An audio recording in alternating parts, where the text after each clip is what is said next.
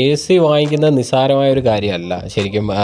ഇപ്പോൾ പൊതുവെ കോമണായി കണ്ടുവരുന്ന ഒരു മിസ്റ്റേക്ക് എന്ന് വെച്ചാൽ, നോർമലി ഒരു കസ്റ്റമർ ഒരു ഷോപ്പിൽ പോകും, ഒരു നിയർ ബൈ ഉള്ള ഏതെങ്കിലും ഒരു ഷോപ്പിൽ പോയിട്ട് അദ്ദേഹത്തോട് സംസാരിക്കും, ഒരു ഇതുപോലെ എയർ കണ്ടീഷനിങ് റിക്വയർമെൻറ്റ് ഉണ്ട്, ഒരു A C split A C വേണം. വെച്ച് കഴിഞ്ഞ് നേരത്തെ എടുക്കുന്ന കറണ്ട് കൺസംഷൻ എന്ന് പറയുന്ന ഒരു 800 വാട്ട്സ് ആണെങ്കിൽ ഇപ്പോൾ അത് നേരെ 1.5 kW മാറിയിട്ടുണ്ട്. അപ്പോൾ ഓൾമോസ്റ്റ് ഡബിൾ ചെയ്തു. നെക്സ്റ്റ് ക്വസ്റ്റ്യൻ എന്ന് പറയുന്നത്, ആ സെയിൽസ്മാൻ പറയുന്നത് എത്ര സ്ക്വയർ ഫീറ്റ് ഉണ്ട് നിങ്ങളുടെ റൂം എന്നാണ്. ശരിക്കും ഇവിടെ മിസ്സിംഗ് ആവുന്ന വേറെ പല ഫാക്ടേഴ്സ് ഉണ്ട്. ജിപ്സം സീലിംഗ് ആണെങ്കിൽ ചെയ്യുകയാണെങ്കിൽ വളരെ ചെറിയൊരു എമൗണ്ട് മാത്രമേ നമുക്ക് ഹീറ്റിന് ഇൻസുലേറ്റ് ചെയ്യാൻ പറ്റത്തുള്ളൂ. ചിലർക്ക് ശ്വാസം മുട്ടലായിരിക്കും, മറ്റ് ചിലർക്ക് തലവേദന ആയിരിക്കും, വേറെ ചില ആൾക്കാർക്ക് ആകെപ്പാടെ കൂളിംഗ് അണ്ടർ ടണ്ണേജിലേക്ക്, നേരത്തെ പറഞ്ഞ പോലെ അണ്ടർ ടണ്ണേജ് പോയി കഴിഞ്ഞാൽ കൂളിംഗ് കുറവ് പോലെ തോന്നും. അണ്ണാ, നമ്മളെ പോഡ്കാസ്റ്റ് തുടങ്ങിയിട്ട് കുറേ അധികം വീഡിയോസ് ചെയ്തിട്ടുണ്ടേ, കുറച്ചധികം ഗസ്റ്റുകൾ നമുക്ക് ഇവിടെ വന്നിട്ടുണ്ട്. പക്ഷെ ആദ്യമായിട്ടാണ് ഇവിടെ ഒരു ഗസ്റ്റ് വന്നിട്ട് നമ്മുടെ എ സിയെ കുറിച്ചിട്ട് കംപ്ലൈൻറ്റ് പറയുന്നത്. അതായത് ചോദിച്ച ചോദ്യം, നിങ്ങൾ എ സിക്ക് ഒരു മൈന്യൂട്ട് ഒരു സൗണ്ട് ഉണ്ട്, ഒരു നോയ്സ് ഉണ്ട്, ഒരു സൗണ്ട് ഉണ്ട് അല്ലേ, നമ്മൾ കിടക്കുമ്പോഴൊക്കെ നമുക്കറിയാം എ സി വർക്ക് ചെയ്യണമെന്നുള്ളത്. പക്ഷെ അത് നമ്മൾ ശ്രദ്ധിക്കലില്ല. അതെ അതെ, അജയുടെ വീട്ടിൽ മറ്റേ ഇതാണ് ചെമ്പോത്ത് ചില്ലൂർ എന്നല്ലേ പറയുന്നത്, മറ്റേ കിണക്കിണ സൗണ്ടുള്ള സാധനം. അയാളൊന്നില്ല കേട്ടോ, അജയ് ഇല്ല. അത് പറയാം, എന്താണെന്ന് നമുക്ക് പറയാം. അപ്പോൾ ആദ്യമായിട്ടാണ് ഒരു ആൾ വന്നിട്ട് ഇതിനെക്കുറിച്ചിട്ട് ചോദിക്കുന്നത്. അല്ലേ, നിങ്ങൾ ഇതിനു മുമ്പ് ശ്രദ്ധിച്ചിട്ടുണ്ടായിരുന്നു എ സിയുടെ ഈ ഒരു സൗണ്ട് നമ്മൾ അങ്ങനെ ശ്രദ്ധിക്കേണ്ട കാര്യം വന്നിട്ടില്ല. കാരണം നോയ്സ് വലുതായിട്ട് മൈക്കിൽ പിടിക്കുന്നില്ല. പക്ഷേ ഓരോരുത്തർ ഇപ്പോൾ ഞാനെവിടെ ചെന്നാലും ആദ്യം ശ്രദ്ധിക്കുന്നത് ഒന്നി വണ്ടി ശ്രദ്ധിക്കും, അല്ലെങ്കിൽ ടൈല് ശ്രദ്ധിക്കും അല്ലേ. അപ്പോൾ ഓരോരുത്തരുടെ പ്രൊഫഷൻ എന്താണ് അതിനെക്കുറിച്ചിട്ടാണ് എല്ലാവരും എപ്പോഴും ശ്രദ്ധിക്കുന്നത്. ഇതിപ്പോൾ സൗണ്ട് മാത്രമല്ല, അത് നമ്മൾ ശ്രദ്ധിക്കാത്തൊരു കാര്യം. ഇപ്പോൾ പലപ്പോഴും നമ്മളൊരു റൂമിലേക്ക് ഒരു എ സി വെക്കുന്നുണ്ട്. അപ്പോൾ കടയിൽ ചെല്ലുമ്പോഴത്തേക്ക് അവർ പറയുന്നത് റൂമിൻ്റെ സൈസ് എത്രയാണ്, ഇത്ര ടൺ എ സി. ഇപ്പോൾ ഒരു സാധാരണ പറയുന്നത് 140-150 സ്ക്വയർ ഫീറ്റിനകത്ത് 1 ടൺ എ സി മതി എന്നാണ്. ശരിക്കും അതൊക്കെ ഭയങ്കര മണ്ടത്തരമാണ് അല്ലേ. അപ്പോൾ അതൊക്കെ നമുക്ക് അറിയാൻ വേണ്ടിയിട്ട് നമുക്ക് കിടിലൊരു ഗസ്റ്റ് ഉണ്ട് നമ്മുടെ കൂടെ. ശരിക്കും എ സി ഒക്കെ മേടിക്കുമ്പോൾ ഇത്രയും കാര്യങ്ങൾ ശ്രദ്ധിക്കണമെന്ന് ഇവരുമായിട്ട് സംസാരിച്ച് കഴിയുമ്പോഴാണ് നമ്മൾ അറിയുന്നത്. ഒരു എ സി മേടിക്കുമ്പോൾ ഒരുപാട് കാര്യങ്ങൾ ശ്രദ്ധിക്കണം. ഇന്ന് നമ്മുടെ പോഡ്കാസ്റ്റിൽ നമ്മുടെ ഗസ്റ്റ് എന്ന് പറയുന്നത് നമുക്ക് പരിചയപ്പെടുത്താം അല്ലേ. Welcome to our podcast channel Archify talks.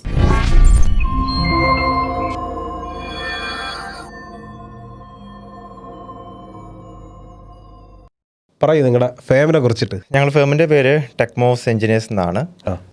Actually അതൊരു HVAC സ്പെഷ്യലൈസ് ചെയ്യുന്ന കൺസൾട്ടിങ് ആൻഡ് കോൺട്രാക്റ്റിന് വേണ്ടിയിട്ട് ഫോം ചെയ്തൊരു ഫേമാണ്. ഒരു 10 years ആയിട്ട് ഈ ഫീൽഡിലുണ്ട് ഞങ്ങൾ. അതൊരു ട്രെയിനിങ് ആയിട്ടും കൺസൾട്ടിങ് ആയിട്ടും ഡിസൈനിങ് ആയിട്ടൊക്കെ ഫേം പോയിക്കൊണ്ടിരിക്കുകയാണ്. HVACക്ക് മാത്രം ഫോക്കസ് ചെയ്തിട്ടാണ് നമ്മൾ ഈ ടെക്മോസ് എന്ന് പറയുന്ന ഫേം ഫോം ചെയ്തിരിക്കുന്നത്. ഈ HVAC പറയുമ്പോൾ എല്ലാവർക്കും മനസ്സിലാവണമെന്നില്ല, അത് കൃത്യമായിട്ടൊന്ന് പറഞ്ഞെടുക്കാവും. ആക്ച്വലി അതിൻ്റെ ഒരു ഫുൾ ഫോം എന്ന് പറയുന്നത് ഹീറ്റിംഗ്, വെന്റിലേഷൻ, എയർ കണ്ടീഷനിങ് എന്നാണ്. ആക്ച്വലി നമ്മൾ ഇവിടുത്തെ ക്ലൈമറ്റ് അനുസരിച്ച് നമുക്ക് ഹീറ്റിങ്ങിൻ്റെ ആവശ്യമില്ലാത്തതുകൊണ്ട് വേണമെങ്കിൽ ആ എച്ചിനെ നമുക്ക് വേണമെങ്കിൽ കട്ട് ചെയ്യാം, ഒഴിവാക്കാം. വെന്റിലേഷൻ ആൻഡ് എയർ കണ്ടീഷനിങ് എന്നാണ്. അപ്പോൾ വെന്റിലേഷൻ എല്ലാവർക്കും അറിയാം, നമുക്ക് പ്രോപ്പർ വെന്റിലേഷൻ വേണം. ഫ്രഷ് എയർ ആൻഡ് എക്സോ സിസ്റ്റമാണ്. നമ്മൾ നോർമലി വെന്റിലേഷൻ എന്ന് പറയുമ്പോൾ എല്ലാവരും നമ്മളെ വീടുകളിലൊക്കെ ചിന്തിക്കുന്നത് കിച്ചൺ വെന്റിലേഷൻ അല്ലെങ്കിൽ ബാത്റൂം വെന്റിലേഷൻ എന്നാണ്. പ്രോപ്പർ എയർ കണ്ടീഷനിങ് ചെയ്യുമ്പോഴും ഈ വെന്റിലേഷൻ കൊടുക്കണം. നമുക്ക് കംഫർട്ടായിട്ട് ഇരിക്കാൻ ഒരു സ്പേസ് ക്രിയേറ്റ് ചെയ്തെടുക്കുക എന്നാണ് എയർ കണ്ടീഷനിങ് കൊണ്ട് ഉദ്ദേശിക്കുന്നത്. ഓവർ തണുപ്പില്ല, എപ്പോഴും ഒരു കംഫർട്ട് ഉണ്ട്. നമുക്കൊരു ഇന്റർനാഷണൽ സ്റ്റാൻഡേർഡ് പ്രകാരം 22 to 24 ഡിഗ്രി സെന്റിഗ്രേഡ് ആണ് നോർമൽ ഹ്യൂമൻ കംഫർട്ട് വരുന്നത് അല്ലേ. പക്ഷേ ഇത് ഡിപ്പെൻസ് ആണ്, ഓരോ ആൾക്കാരുടെയും പ്രിഫറൻസ് അനുസരിച്ച് മാറും, എപ്പോഴും മാറും. ഇപ്പം ഫേമിൻ്റെ പേര് പറഞ്ഞു, അപ്പോൾ ഒന്ന് സ്വയം പരിചയപ്പെടുത്തിയാൽ. എൻ്റെ പേര് രാഹുൽ എന്നാണ്, ഇദ്ദേഹത്തിൻ്റെ പേര് വിഷ്ണു എന്നാണ്.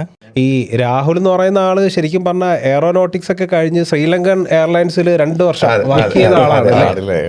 ഡിസ്പാച്ചറായിട്ട് വർക്ക് ചെയ്തതാണ്. ഫ്ലൈറ്റിലെ തണുപ്പ് ശരിയാവാണോ ഇതിലേക്ക് പിന്നെയാണ് ഫീൽഡ് ചേഞ്ച് ചെയ്യണമെന്ന് തോന്നി, നമുക്കത് അങ്ങനെ ചേഞ്ച് ചെയ്തതാണ്. പിന്നെ അതിൽ തന്നെ നമ്മൾ അബുദാബിയിൽ കുറച്ച് കാലം ഉണ്ടായിരുന്നു. പിന്നെ നാട്ടിൽ വന്നു സെറ്റിലായി. കാലിക്കറ്റിലാണ് ഫസ്റ്റ് ഇത് സ്റ്റാർട്ട് ചെയ്യുന്നത്. അപ്പോൾ അപ്പോഴേ മനസ്സിലായതാണ് ഗൾഫിലുള്ള സ്റ്റാൻഡേർഡ്സ് അല്ല ഇവിടെ വരുന്നത്, കുറേ വ്യത്യാസങ്ങളുണ്ട്. അവിടെ പ്രോപ്പർ സ്റ്റാൻഡേർഡായിട്ടാണ് എല്ലാ ഇതും പോകുന്നത്, ഇവിടെ അങ്ങനെയല്ല പോകുന്നത്. എൻ്റെ പേര് വിഷ്ണു എന്നാണ്. ഞാൻ ഇദ്ദേഹത്തിൻ്റെ കൂടെ ആയിട്ട് ഇപ്പോൾ ഏകദേശം ഞങ്ങൾ ഒന്നിച്ച ഫേമിലായിട്ട് 2018 തൊട്ടിട്ട് ഞങ്ങൾ ജോയിൻ്റ് ആയിട്ട് വർക്ക് ചെയ്തതാണ്. അതെ, ഇപ്പം മെയിനായിട്ട് നമ്മൾ സ്പെഷ്യലൈസ് ചെയ്തിരിക്കുന്നത് HVAC-ലാണ്. അപ്പോൾ രണ്ടുപേരും ടെക്നിക്കൽ തന്നെയാണോ നോക്കുന്നത്, അല്ല രണ്ടുപേർക്ക് എന്തെങ്കിലും സ്പെസിഫിക് ഫോക്കസ് ഏരിയ ഉണ്ടോ ഇതിനകത്ത്? ഇദ്ദേഹം ഡ്രോയിങ് ആണ് കൂടുതലും സ്പെഷ്യലൈസ് ചെയ്തിരിക്കുന്നത്, നമ്മൾ പ്രൊജക്ട് സൈഡാണ്. ഓക്കെ, അപ്പോൾ രണ്ടുപേരും ഇപ്പം ഞാൻ ചോദിച്ചു, രണ്ടുപേരും രണ്ടുപേർക്ക് ഒരു സ്പെഷ്യാലിറ്റി ഉണ്ടാവില്ല. തീർച്ചയായിട്ടും ഡിസൈനിങ്ങും ആണ്. ഞാൻ ഡിസൈൻ സൈഡാണ് മെയിനായിട്ട് ഫോക്കസ് ചെയ്യുന്നത്. അല്ല, ഇപ്പോൾ നമ്മുടെ പോഡ്കാസ്റ്റ് സംബന്ധിച്ചിടത്തോളം ഇപ്പോൾ ഇവരെ രണ്ടാളിനെ ഇവിടെ എന്തിനാണ് കൊണ്ടിരുത്തിരിക്കണതെന്ന് ചോദിച്ചു കഴിഞ്ഞാൽ ഇവർ കുറേ സാധനങ്ങളൊക്കെ പറയുന്നുണ്ട്, HCL അതാ ഇതാന്നൊക്കെ പറഞ്ഞിട്ട്. നമുക്ക് ശരിക്കും പറഞ്ഞു കഴിഞ്ഞാൽ ഇത് കേട്ടപ്പോൾ ഭയങ്കര ഇൻട്രസ്റ്റിംഗ് ആയിട്ട് തോന്നി. അപ്പം AC എന്ന് പറയുന്ന സാധനം ഒരു ചില്ലറ സാധനമല്ല. അപ്പം ഞാൻ എൻ്റെ വീട്ടിലേക്ക് ഒരു AC മേടിക്കണം എന്നുണ്ടെങ്കിൽ നേരെ നമുക്കിവിടെ ഫേമസ് ആയിട്ടുള്ള ഒരു ഷോപ്പിലേക്ക് നമ്മൾ പോകുന്നു, ഒരു AC വേണം. അപ്പോൾ അവർ കുറേ പറയുന്നുണ്ട്, ഇൻവെർട്ടർ AC, അങ്ങനെ ഇപ്പോഴത്തെ ഇതാണ് ഡബിൾ കൂളിങ്, വൈഫൈ, പിന്നെ അലക്സ സപ്പോർട്ടഡ്, ഇതൊക്കെയാണ് നമ്മൾ നോക്കുന്നത്. പക്ഷേ ഇതിനപ്പുറം നമ്മുടെ പോക്കറ്റ് കാലിയാവാത്ത അല്ലെങ്കിൽ നല്ല എഫിഷ്യൻസിയിൽ നമുക്ക് കൂളിംഗ് കിട്ടാൻ വേണ്ടിയിട്ട് ഒരുപാട് കാര്യങ്ങൾ നമ്മൾ ശ്രദ്ധിക്കണം അല്ലേ? അതായത് ഒരു AC മേടിക്കുന്നത് നിസ്സാരമായിട്ടുള്ളൊരു കാര്യം അല്ല എന്നുള്ളതാണ്. തീർച്ചയായിട്ടും AC വാങ്ങിക്കുന്നത് നിസ്സാരമായ ഒരു കാര്യമല്ല. ശരിക്കും ഇപ്പോൾ പൊതുവെ കോമണായി കണ്ടുവരുന്ന ഒരു മിസ്റ്റേക്ക് എന്ന് വെച്ചാൽ, നോർമലി ഒരു കസ്റ്റമർ ഒരു ഷോപ്പിൽ പോകും, ഒരു നിയർ ബൈ ഉള്ള ഏതെങ്കിലും ഒരു ഷോപ്പിൽ പോയിട്ട് അദ്ദേഹത്തോട് സംസാരിക്കും, ഒരു ഇതുപോലെ എയർ കണ്ടീഷനിങ് റിക്വയർമെൻറ്റ് ഉണ്ട്, ഒരു AC സ്പ്ലിറ്റ് AC വേണം. നെക്സ്റ്റ് ക്വസ്റ്റ്യൻ എന്ന് പറയുന്നത് ആ സെയിൽസ്മാൻ പറയുന്നത് എത്ര സ്ക്വയർ ഫീറ്റ് ഉണ്ട് നിങ്ങളുടെ റൂം എന്നാണ്. ശരിക്കും ഇവിടെ മിസ്സിങ് ആവുന്ന വേറെ പല ഫാക്ടേഴ്സ് ഉണ്ട്. അപ്പോൾ എന്താണെന്ന് വെച്ചാൽ, ഒന്ന് വിൻഡോയുടെ സൈസ് ഉണ്ടാവാം, രണ്ടാമത് ഇവിടെ ഇലക്ട്രിക്കൽ ലോഡ് ചെയ്യും. പക്ഷേ സ്പ്ലിറ്റിൻ്റെ കേസിൽ നമുക്ക് ഇലക്ട്രിക്കൽ ലോഡ് ഒരു പരിധി വരെ അവോയ്ഡ് ചെയ്യും. അത് പോയാലും ഇപ്പം പൊതുവേ ആൾക്കാർ 7/35 സ്ക്വയർ ഫീറ്റ് ഒക്കെ ഒരു വിൻഡോ ഏരിയ കൊടുക്കാറുണ്ട്. അവിടെയൊക്കെ കൊണ്ടുപോയി 1 ടൺ, ഇപ്പം നമ്മൾ റൂം സൈസ് കുറവാണെങ്കിൽ പോലും അവിടെ കൊണ്ടുപോയി 1 ടൺ സ്പ്ലിറ്റ് AC പ്ലേസ് ചെയ്ത് കഴിഞ്ഞാൽ അതിന് എഫിഷ്യൻസി ഉറപ്പായിട്ടും കിട്ടില്ല, കൂളിംഗ് കിട്ടത്തേ ഇല്ല. പിന്നീട് ലാസ്റ്റ് കസ്റ്റമർ കംപ്ലൈൻറ്റ് പറയും ഇന്ന ബ്രാൻഡ് മോശമാണ്. അത് ഔട്ട്പുട്ട് എപ്പോഴും അതിനെ മാത്രം ഡിപ്പെൻഡ് ചെയ്തിരിക്കുന്ന ബ്രാൻഡ് സെലക്ഷനിൽ മാത്രം ഒതുങ്ങുന്ന ഒന്നല്ല. ഇപ്പോൾ ഈ പറഞ്ഞ പോലെ ഇപ്പോൾ ഞങ്ങളിപ്പം സ്പെഷ്യലൈസ്ഡ് HVAC-ലാണെങ്കിൽ സെൻട്രലൈസ്ഡ് എന്ന് വരുന്ന കേസിലാണ് നമ്മൾ കൂടുതലും പറയുന്നത്. സ്പ്ലിറ്റിലാണെങ്കിൽ ഇപ്പോൾ ഈ പറഞ്ഞ വിൻഡോ എന്ന് പറയുന്ന ഫാക്ടർ നമുക്ക് ഒഴിവാക്കാൻ പറ്റത്തില്ല. രണ്ടാമത് അവിടെ നടക്കുന്ന ആക്ടിവിറ്റി, ചില ആൾക്കാർ വീടിനുള്ളിൽ തന്നെ ജിമ്മ് ഇത് ചെയ്യുന്ന ആൾക്കാരുണ്ട്, അവിടെയും ഇതുകൊണ്ട് അവിടെ ബോഡി ഹീറ്റ് കൂടുതലേക്ക്, അവിടെ എൻ്റയർലി ഡിഫറെൻ്റ് ഒരു കാൽക്കുലേഷനാണ് വരുന്നത്.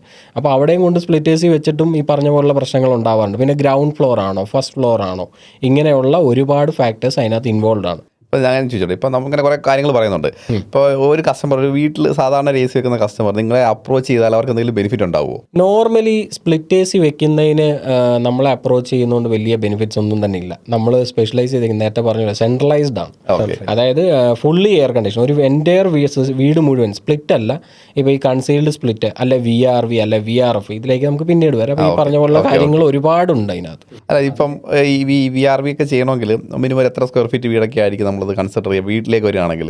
അങ്ങനെയില്ല. VRV അപ്പം ഓരോ ബ്രാൻഡ് അനുസരിച്ചും ഈ സ്റ്റാർട്ടിംഗ് റേഞ്ച് ഡിഫർ ചെയ്യും. എങ്കിലും ഒരു മിനിമം സ്റ്റാർട്ടിംഗ് എന്ന് പറയുന്നത് VRV-ലേക്ക് വരുമ്പോൾ ഒരു 4 HP എന്നൊക്കെയാണ് അതിന് പറയുന്നത്. 4 HP എന്ന് പറയുമ്പോൾ 4 ഹോഴ്സ് പവർ എന്ന് പറയും. മിസ്തുബിഷിയുടെ സ്റ്റാർട്ടിംഗ് റേഞ്ച് എന്ന് പറയുന്നത് 4 HP റേഞ്ചിലൊക്കെയാണ് സ്റ്റാർട്ടിംഗ് വരുന്നത്. അതിനകത്ത് നമ്മൾ ടണ്ണേജ് അല്ല, സാധാരണ ആൾക്കാർക്ക് മനസ്സിലാവുന്ന രീതി പറയുകയാണെങ്കിൽ 3.6 ടൺ മുതലാണ് സ്റ്റാർട്ട് ചെയ്യുന്നത്. 3.6 ടൺ. ഓക്കെ. അപ്പോൾ ഒരു വീട്ടിലേക്ക് ഒരു മൊത്തത്തിൽ നമുക്ക് ചെയ്യാൻ പറ്റും. മൊത്തത്തിൽ ചെയ്യാം. ഇപ്പോൾ 3.6 എന്ന് പറഞ്ഞാൽ ഒരു 3 ബെഡ്റൂമോ 4 ബെഡ്റൂമോ ആണെങ്കിൽ നമുക്ക് അങ്ങനെ ചെയ്യാൻ പറ്റും. വീടുകളിലേക്ക് ഈ ലാസ്റ്റ് ടൈമിൽ ഓടിപ്പോയിട്ട് പർച്ചേസ് ചെയ്യുന്ന ഒരു സ്വഭാവം. അതെ അതെ. അതിൽ പ്രധാനപ്പെട്ട ഒരു സാധനമാണ് നമ്മൾ കണ്ടുവരുന്നത് ഈ AC എന്ന് പറയുന്നത്. ഇതിനെക്കുറിച്ചിട്ട് ശരിക്കും പറഞ്ഞു കഴിഞ്ഞാൽ പലപ്പോഴും ഇത് ഏത് വോളിൽ വെക്കണം എന്ന് പോലും ക്ലൈൻറ്റിനെ സംബന്ധിച്ചിടത്തോളം ഐഡിയ ഉണ്ടാവില്ല. ഇപ്പോൾ ഒരു ആർക്കിടെക്ട്സ് അല്ലെങ്കിൽ ഒരു എഞ്ചിനീയേഴ്സ് ലീഡ് ചെയ്യുന്ന ഒരു പ്രോജക്റ്റ് ആണെങ്കിൽ അവർ കൃത്യമായിട്ട് ഇതിൻ്റെ പോയിന്റ് കാര്യങ്ങളൊക്കെ ഇട്ടിരിക്കും. അല്ലാത്ത പക്ഷം ഇത് ലാസ്റ്റ് ടൈമിലായിരിക്കും നമ്മൾ പോയി ഇത് പർച്ചേസ് ചെയ്യുക. ഒരു AC നമ്മൾ മേടിക്കാൻ ഉദ്ദേശിക്കുന്നുണ്ടെങ്കിൽ നമ്മൾ എവിടം തൊട്ട് ഇത് പ്ലാൻ ചെയ്യണം? ശരിക്കും എയർ കണ്ടീഷനിങ് എന്ന് പറയുന്നത് ഡ്രോയിങ് സൈഡ് തൊട്ട് തന്നെ പ്ലാൻ ചെയ്യണം. അത് ആർക്കിടെക്റ്റിനോട് ആ റിക്വയർമെൻറ്റ് ആദ്യമേ പറയുക എന്നുള്ളതാണ് ഫസ്റ്റ് ഫേസ്. അതനുസരിച്ച് അവർക്ക് ലിൻഡൽ പ്ലാൻ ചെയ്യാം, അല്ലെ ബീം, ഇതൊക്കെ നമുക്ക് അതനുസരിച്ച് പ്ലാൻ ചെയ്യാം. അപ്പോൾ ഇതിൻ്റെ ഒരു എപ്പോഴും എഫക്റ്റ് എന്ന് പറയുന്നത് കോസ്റ്റ് വളരെ സേവ് ചെയ്യാൻ പറ്റും. കാരണം ഈ വോൾ കട്ടിങ്ങിനൊക്കെ ചിലപ്പം 1500 മുതൽ 2000 വരെ വാങ്ങിക്കുന്ന കേസുകളുണ്ട്. കോർ കട്ടിങ്ങിലേക്ക് അപ്പോൾ ഇങ്ങനെയൊക്കെ വരുമ്പോൾ ഇതൊക്കെ നമുക്ക് അവോയ്ഡ് ചെയ്യാൻ പറ്റും. ഇപ്പോൾ ഒരു 10 എണ്ണം ഉണ്ടെങ്കിൽ ഏകദേശം ഒരു 18,000 ആയിട്ടുണ്ട്. അപ്പോൾ അത് തന്നെ നമുക്ക് അവോയ്ഡ് ചെയ്യാൻ പറ്റും. ഇനി ഒന്നുകൂടെ ചോദിക്കട്ടെ, ഇതിലേക്ക് വരാം. അതിനപ്പുറം ഞാനൊരു ചോദ്യം. ഇപ്പം നോർമൽ നമ്മളൊരു ബെഡ്റൂം, ഇപ്പോൾ ബെഡ്റൂം ഡിസൈൻ ചെയ്യുമ്പോഴത്തേക്ക് നമുക്കൊരു ബാക്ക് വാൾ ഉണ്ടാവും. അവിടെയാണ് നമ്മുടെ ഈ ഹെഡ് ബോർഡ് കാര്യങ്ങളൊക്കെ വരുന്നത്. ലെഫ്റ്റ് സൈഡിൽ മിക്കവാറും ഒരു ലോങ് വിൻഡോ ആയിരിക്കും. റൈറ്റ് സൈഡിൽ വാർഡ്രോബ്, അല്ലെങ്കിൽ നേരെ ഓപ്പോസിറ്റ് ആയിരിക്കും വാർഡ്രോബ് വരിക.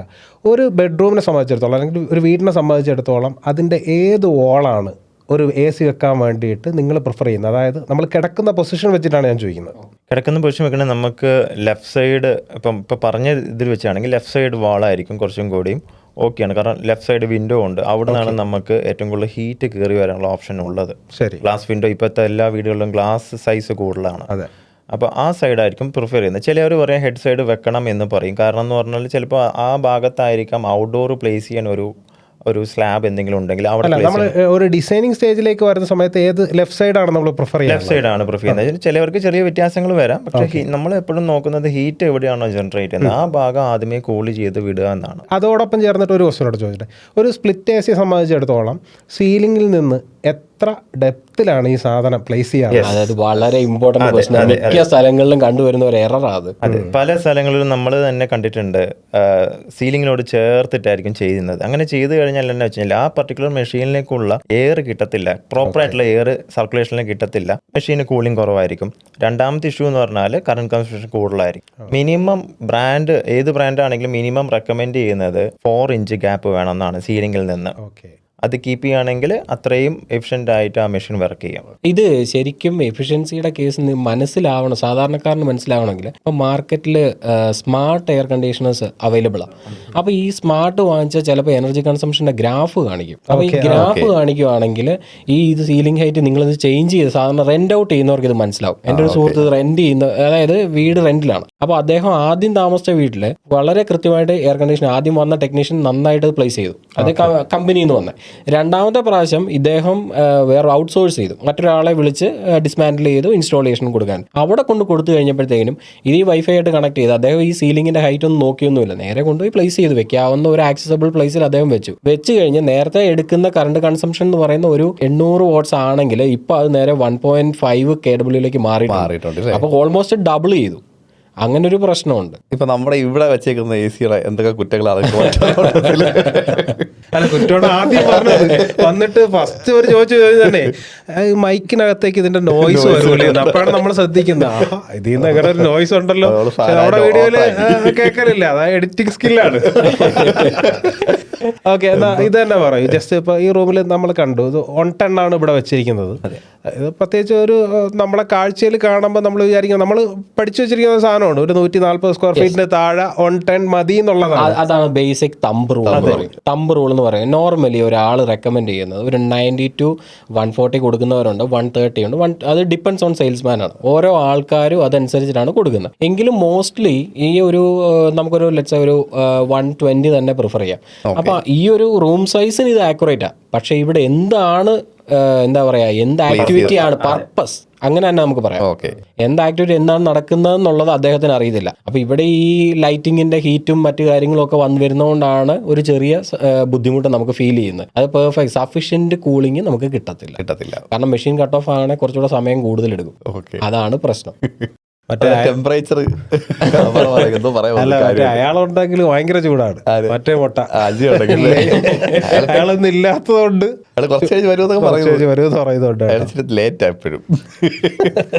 അത് മാത്രമല്ല ഇപ്പം എല്ലാവരും പറയണത് ഇൻവെർട്ടർ ടൈപ്പ് സ്പ്ലിറ്റ് AC എടുക്കാം, അങ്ങനെയാണെങ്കിൽ എനർജി സേവ് ചെയ്യാമെന്ന് പറയുന്നു. പക്ഷെ പ്രോപ്പറായിട്ട് നമ്മൾ കറക്റ്റ് 10H അല്ല 100 10H ആണ് കൊടുക്കുന്നതെങ്കിൽ നമ്മൾ ആ സേവ് ചെയ്യുന്ന എമൗണ്ട് നമുക്ക് കിട്ടത്തില്ല. കാരണം ആ മെഷീൻ ഓവറായിട്ട് കറണ്ട് എടുത്തുകൊണ്ടേ ഇരിക്കത്തുള്ളൂ, പ്രോപ്പർ 10H അല്ലെങ്കിൽ. അപ്പോൾ ഞാൻ ചോദിച്ചോട്ടെ, ഇപ്പോൾ ഞാൻ നേരത്തെ ചോദിച്ചപ്പോൾ നിങ്ങൾ സാധാരണ ഒരു കസ്റ്റമർക്ക് സപ്പോർട്ടൊന്നും ചെയ്യാൻ പറ്റില്ല എന്ന് പറയുന്നെങ്കിലും കുറേ അഡ്വൈസസ് കൊടുക്കുന്നുണ്ട്. ഈ അഡ്വൈസ് തന്നെ ഒരു വാല്യുബിൾ ആയിട്ടുള്ള കാര്യമല്ലേ. ഇപ്പോൾ ഒരു AC എടുക്കുമ്പോൾ ഒരു 110 AC നമ്മൾ ഈ ഒരു റൂമിലേക്ക് എടുത്തു, അപ്പോൾ ഇവിടെ എന്തൊക്കെ ആക്ടിവിറ്റിയാണ് നടക്കുന്നത് ഇങ്ങനെയുള്ള കാര്യങ്ങൾ നേരത്തെ ഒന്ന് പ്ലാൻ ചെയ്ത് കഴിഞ്ഞാൽ, അല്ലെങ്കിൽ ഒരു VRV ഒരു 3.6 ടൺ വരുന്നുണ്ട്. ഇപ്പോൾ എല്ലാവരും സോളാർ വെക്കുകയാണ്. ഇപ്പോൾ ഒരു 5 കിലോവാട്ടൊക്കെ സോളാർ വെക്കുന്നവർക്ക് ഇത് വളരെ ഈസി ആയിട്ട് ചെയ്യാൻ പറ്റുന്ന ഒരു കാര്യമാണ്. അപ്പോൾ അങ്ങനെയുള്ളവർക്ക് ഒരു 3.6 ടണ്ണ് VRV വെച്ച് കഴിഞ്ഞാൽ ഈ സ്പ്ലിറ്റ് AC ഒരു 3 ബെഡ്റൂമിൽ വെക്കുന്നതാണോ നല്ലത്, അതോ ഈ ഒരു VRVയിലേക്ക് പോകുന്നതാണോ? അങ്ങനെയല്ല, നമ്മളതിപ്പം പറഞ്ഞത് ഈ ബ്രാൻഡിന്റെ സ്റ്റാർട്ടിംഗ് റേഞ്ച് ആണ് ഞങ്ങളത് പറഞ്ഞത്, ഏറ്റവും ബേസ് റേഞ്ച്. അത് പല ബ്രാൻഡ് മാറുന്നതനുസരിച്ച് ഒരു 22 to 18 അങ്ങനെ മാറും. അപ്പം ഇത് മാറുന്നു എന്നുള്ളതേ ഉള്ളൂ. അല്ലാതെ ഇപ്പം നമ്മൾ സ്പ്ലിറ്റ് AC ചെയ്യുന്നതിന് പകരം അത് ചെയ്തത് കൊണ്ട് നമുക്ക് എന്താ പറയുക എന്തെങ്കിലും ബെനിഫിറ്റ് ഉണ്ടോ എന്ന് ചോദിച്ചാൽ പ്രൈസ് വൈസ് കുറവ് എപ്പോഴും സ്പ്ലിറ്റ് സ്പ്ലിറ്റിന് തന്നെയാണ്. മറ്റേത് ചെയ്യുന്നത് കുറേ ഡിഫറൻസ് ഉണ്ട് അതിന്. അത് കൂടുതലും എന്താ പറയുക എസ്തെറ്റിക് ലുക്ക്, കുറച്ചുകൂടെ എനിക്ക് വീടിന് ഭയങ്കര ഭംഗി വേണം, എനിക്ക് മൾട്ടിപ്പിൾ ഔട്ട്ഡോർ ഇരിക്കാൻ പറ്റില്ല. അപ്പോൾ അങ്ങനെയൊക്കെയുള്ള ആൾക്കാരാണ് ഈ VRVയിലേക്ക് കൂടുതലായി പോയി വരുന്നത്. കണ്ടുവരുന്നത്. Okay okay. പിന്നെ വേറൊരു കേസ് പറയുകയാണെങ്കിൽ ഈ ഔട്ട്ഡോർ കാണാൻ പറ്റില്ല, എനിക്ക് ഔട്ട്ഡോർ ഏറ്റവും ഏതെങ്കിലും കോർണറിലേക്ക് വേണം, അങ്ങനെയൊക്കെ വരുമ്പോഴും ഈ കോപ്പർ പൈപ്പ് അഡീഷണൽ വരും. അപ്പോൾ ഈ കോപ്പർ പൈപ്പ് അഡീഷണൽ വരുമ്പം ഇതിനൊരു ലിമിറ്റ് ഉണ്ട്, ഇത്ര പർട്ടിക്കുലർ റേഞ്ച് വരെ ഈ പൈപ്പ് ഈ സ്പ്ലിറ്റ് എ സിയിൽ ചെയ്യാൻ പറ്റും. അത് എല്ലാത്തിനും ഉണ്ട്, പക്ഷേ ഇതിന് വളരെ കുറവായിരിക്കും. അപ്പോൾ അത് ഒന്നാമത് എഫിഷ്യൻസിയെ ബാധിക്കും, രണ്ടാമത് ഇത് കോപ്പർ പൈപ്പിന്റെ ലെങ്ത് കൂടുന്നതനുസരിച്ച് പ്രൈസ് കോസ്റ്റ് ഡബിൾ ചെയ്യുകയും ചെയ്യും. അപ്പോൾ ഇങ്ങനെ നോക്കുമ്പോൾ ചിലപ്പോൾ വലിയ ഡിഫറൻസ് ഒന്നും കാണത്തില്ല. അതുകൊണ്ട് VRVയിലേക്ക് പോയി സജസ്റ്റ് ചെയ്യുന്നത്. നമ്മളത് ഓരോ സൈറ്റിനും ഓരോ രീതിയാണ്, നമ്മൾ ആ സൈറ്റ് കണ്ടാലേ എക്സാക്റ്റ് ആയിട്ട് പറയാൻ പറ്റും. ഒരു സിമ്പിളായിട്ടുള്ള ഒരു ചോദ്യം, ഒരു AC ഒരു റൂമിലേക്ക് ഫിക്സ് ചെയ്യുമ്പോഴത്തേക്ക് ഇതിൻ്റെ ആ ഒരു എനർജി കൺസപ്ഷൻ അത് കുറയ്ക്കാൻ വേണ്ടി, അല്ലെങ്കിൽ അത് ഫിക്സ് ചെയ്യുന്നതിന് മുന്നേ ആ റൂമിലേക്ക് നമ്മൾ എന്തൊക്കെ കാര്യങ്ങൾ ചെയ്യണം? അതിൽ ഒന്ന് ഈ പറഞ്ഞ കണക്ക് പലപ്പോഴും നമ്മൾ സീലിംഗ് ചെയ്യാനായിട്ട് നമ്മൾ പ്രിഫർ ചെയ്യാറുണ്ട്. ജിപ്സം സീലിംഗ് അതിനകത്ത് എത്രത്തോളം സത്യമുണ്ട്? ജിപ്സം സീലിംഗ് ചെയ്ത് കഴിഞ്ഞാൽ കുറച്ചുകൂടെ കൂളിംഗ് എഫിഷ്യൻസി കൂടുമോ, അല്ലെങ്കിൽ എത്ര കാര്യങ്ങൾ എന്തൊക്കെ ശ്രദ്ധിക്കണം? ജിപ്സം സീലിംഗ് ആണെങ്കിൽ ചെയ്യുകയാണെങ്കിൽ ചെറിയൊരു വളരെ ചെറിയൊരു എമൗണ്ട് മാത്രമേ നമുക്ക് ഹീറ്റിന് ഇൻസുലേറ്റ് ചെയ്യാൻ പറ്റത്തുള്ളൂ. ഇനിയല്ല, നമുക്ക് അണ്ടർ ഡെക്ക് ഇൻസുലേഷൻ എന്ന് പറഞ്ഞ സാധനമുണ്ട്. നമുക്ക് നല്ല രീതിയിൽ ഹീറ്റ് കുറയ്ക്കാം. ഇപ്പോൾ ഫസ്റ്റ് ഫ്ലോർ ആണെങ്കിൽ നല്ല രീതിയിൽ ഹീറ്റ് സ്ലാബിൽ നിന്ന് വരും. അത് നമുക്ക് കുറയ്ക്കാൻ അണ്ടർ ഡെക്ക് ഇൻസുലേഷൻ ചെയ്യുകയാണെന്നുണ്ടെങ്കിൽ നമുക്ക് ഈ പറഞ്ഞ മെഷീനിൻ്റെ എഫിഷ്യൻസി നല്ല രീതിയിൽ കൺട്രോൾ ചെയ്യാൻ പറ്റും. അപ്പം പിന്നെ എങ്ങനെയൊക്കെ നമുക്ക് എനർജി സേവ് ചെയ്യാന്ന് പറഞ്ഞാൽ ഇതാണ് സ്റ്റാർ റേറ്റിംഗ് എന്ന് പറയുന്ന ഒരു ഇതുണ്ട്, ശ്രദ്ധിച്ചിട്ടുണ്ടാവും. 3 സ്റ്റാർ, 5 സ്റ്റാർ, 4 സ്റ്റാർ, അങ്ങനെ സ്റ്റാർ റേറ്റിംഗ് കൂടുന്നതനുസരിച്ചിട്ട് അതിൻ്റെ കൺസപ്ഷൻ കുറവായിരിക്കും AC. പിന്നെ എന്തൊക്കെ നോക്കിയാലും നമ്മൾ യൂസ് ചെയ്യുന്ന രീതിയാണ് മെയിൻ ഒരു കാര്യം. കാരണം നമ്മളിപ്പോൾ AC ഇട്ടു, നമുക്കൊരു 18 ഡിഗ്രി ടെമ്പറേച്ചറാണ് നമ്മൾ അകത്ത് സെറ്റ് ചെയ്ത് വെച്ചിരിക്കുന്നതെങ്കിൽ അത് എത്ര വലിയ സ്റ്റാർ AC, എത്ര വലിയ ബ്രാൻഡാണെങ്കിലും അത് നല്ല രീതിയിൽ കറണ്ട് കൺസ്യൂം ചെയ്തുകൊണ്ടിരിക്കും. കാരണം ഇപ്പോഴത്തെ ഔട്ട്സൈഡ് ടെമ്പറേച്ചർ 36-37 ഡിഗ്രിയാണ്. അത്രയും ഔട്ട്സൈഡ് ആംബിയൻ ടെമ്പറേച്ചറിൽ നിന്ന് അത് 18ലേക്ക് അത് മാറ്റണമെന്നുണ്ടെങ്കിൽ മെഷീൻ കുറേ നേരം വർക്ക് ചെയ്താലേ അത് മെയിൻറ്റെയിൻ ആവുള്ളൂ. അത് എപ്പോൾ മെഷീൻ ഓഫ് ചെയ്യുന്നോ വിത്തിൻ ഒരു 10 മിനിറ്റ്സിനുള്ളിൽ ആ ടെമ്പറേച്ചർ മാറിപ്പോവുകയും ചെയ്യും. അപ്പം നമ്മൾ സെറ്റ് ചെയ്യുന്ന ടെമ്പറേച്ചർ ഒരു ഫാക്ടറാണ്. രണ്ടാമത്തെ ഫാക്ടേഴ്സാണ് നേരത്തെ പറഞ്ഞ കാര്യങ്ങൾ. നോർമലി ഈ പറഞ്ഞതുപോലെ ഒരു മനുഷ്യനെ സംബന്ധിച്ചിടത്തോളം ഒരു 24-25 ഡിഗ്രിയൊക്കെ തണുപ്പുണ്ടെങ്കിൽ നമുക്ക് അത്യാവശ്യം വലിയ ബുദ്ധിമുട്ടില്ലാണ്ട് പോകും. അതെ. അപ്പോൾ ആ ഒരു രീതിയിലേക്ക് പ്ലാൻ ചെയ്യലാണോ എപ്പോഴും നല്ലത്? അതെ, ആ ടെമ്പറേച്ചറാണ് എപ്പോഴും എഫിഷ്യൻ്റ് ആയിട്ട് കിട്ടുന്ന ഒരു ടെമ്പറേച്ചർ. 24-25 അല്ലെങ്കിൽ 26 ആണ്. 26 നോർമലി ആൾക്കാർ ആരും ഇടത്തില്ല, 25 വരെയാണ് ഇടുന്നത്. അതാണ് എപ്പോഴും മെഷീൻ എഫിഷ്യൻസി കിട്ടുന്നത്. കമ്പനികൾ കൂടുതലും എക്കോ എന്ന് പറഞ്ഞ ഓപ്ഷൻ കൂടുതലുണ്ടാവും.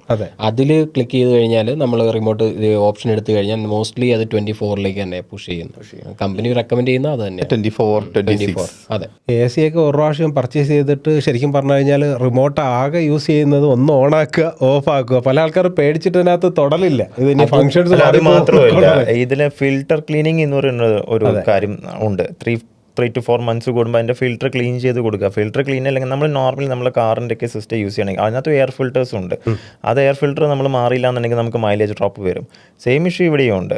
അതിൻ്റെ ഫിൽറ്റേഴ്സ് ക്ലീൻ ചെയ്തില്ലെങ്കിൽ അതിൻ്റെ എഫിഷ്യൻസി വ്യത്യാസം ഉണ്ടാവും. ഈ ചില സ്ഥലങ്ങളിലൊക്കെ നമ്മൾ ഇതുപോലെ ഇൻസ്പെക്ഷന് പോകുമ്പോഴേ പല ആൾക്കാരും പറയാറുണ്ട് AC ഓൺ ആക്കും ഓഫ് ആക്കും. ഇങ്ങനെയാണ് അവർ, അതായത് ഒരു 20 മിനിറ്റത്തെ ഗ്യാപ്പിന് വേണ്ടി അല്ലെങ്കിൽ ഒരു 10 മിനിറ്റത്തെ ഗ്യാപ്പിന് വേണ്ടി ഓഫ് ചെയ്യും. ശരിക്കും ഇപ്പോൾ വരുന്ന എല്ലാ ഇൻവേർട്ടർ ടൈപ്പുകളാണ്. ആ സിസ്റ്റം ശരിക്കും ആപ്ലിക്കബിൾ ആകുന്നത് നോൺ ഇൻവേർട്ടർ അല്ല, ഇപ്പൊ ഇൻവേർട്ടറാണ്. അതായത് ഇപ്പോൾ വൺസ് ആ ലോഡ് അച്ചീവ് ചെയ്ത് കഴിഞ്ഞാൽ അല്ലെ കൂളിംഗ് അച്ചീവ് ചെയ്ത് കഴിഞ്ഞാൽ കംപ്രസറിന്റെ ലോഡ് ഇത് കുറയ്ക്കും, സിസ്റ്റം തന്നെ കുറയ്ക്കും. പിന്നെ നിങ്ങൾ ഓഫ് ചെയ്യുമ്പോൾ വീണ്ടും ഈ ടെമ്പറേച്ചർ റൈസായി വീണ്ടും ഡബിൾ പണി എടുപ്പിക്കും. അത് ഇരട്ടി പണിയാണ്. അതിനെക്കാട്ടിലും നല്ലത് 10 മിനിറ്റത്തെ ഗ്യാപ്പൊക്കെ ഉള്ളെന്നുണ്ടെങ്കിൽ ജസ്റ്റ് ഇത് ടെമ്പറേച്ചർ കയറ്റിയിട്ട് ഒരു 24 ഇട്ടേക്കാണ് 26 ഇട്ടിട്ട് പോയിട്ട് വരാം, കുഴപ്പമൊന്നുമില്ല.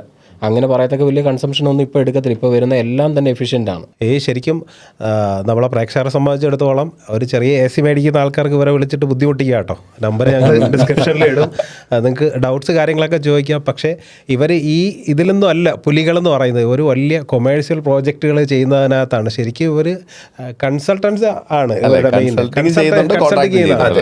അപ്പം ഞാൻ ചോദിക്കുന്നത്, ഇപ്പം ശരിക്കും ഒരു കൊമേഴ്സ്യൽ പ്രോജക്റ്റിലേക്കൊക്കെ പോകുന്ന സമയത്ത് ഒരു മിനിമം ഈ പറഞ്ഞ കണക്ക് നല്ലൊരു ബഡ്ജറ്റ് വരും.